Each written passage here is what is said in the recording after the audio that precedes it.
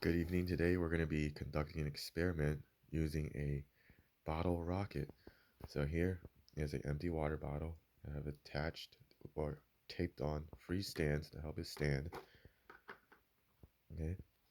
And then for this experiment, we're going to need some baking soda and some vinegar, acetic acid.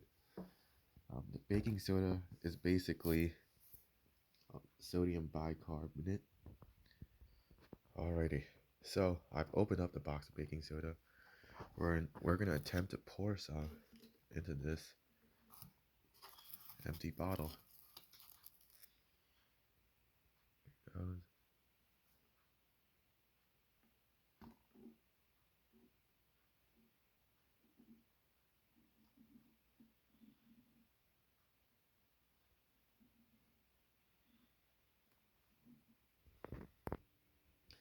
okay, next up, because it's freezing cold outside, I'm not gonna do this outside, so I'm gonna pour the vinegar, which is the acetic acid, into the bottle of the baking soda in there.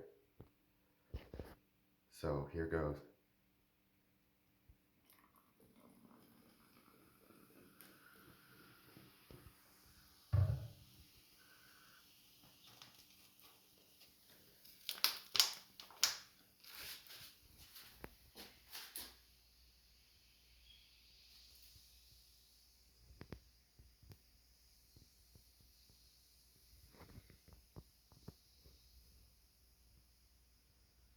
As you can see, you know, bubbles have been created.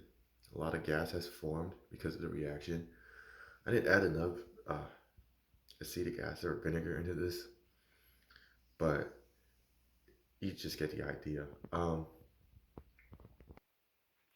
So to briefly explain what just happened, um, here is the chemical equation for the sodium bicarb, which is NaHCO3.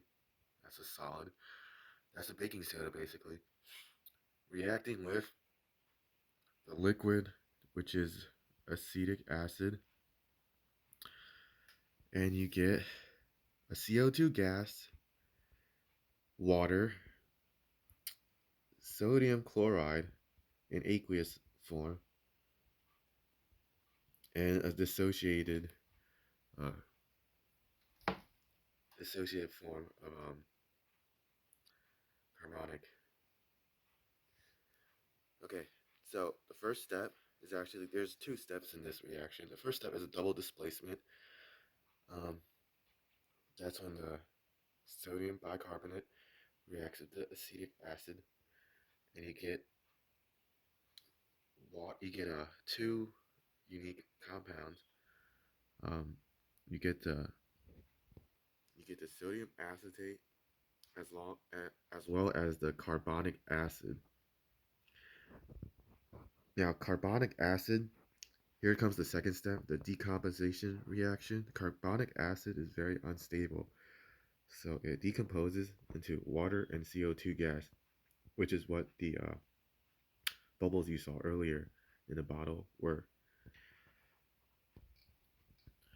Okay, now assuming if I had added enough baking soda and enough um, vinegar into the bottle, the top would blow off because of the pressure of gas that has built up inside the bottle. Um, and if I had placed it on its stand for it to stand upside down, this would rocket theoretically into the air. The carbon dioxide is trying to escape the solution as bubbles. Um, the bubbles are heavier than air, so the carbon dioxide collects at the surface of the container.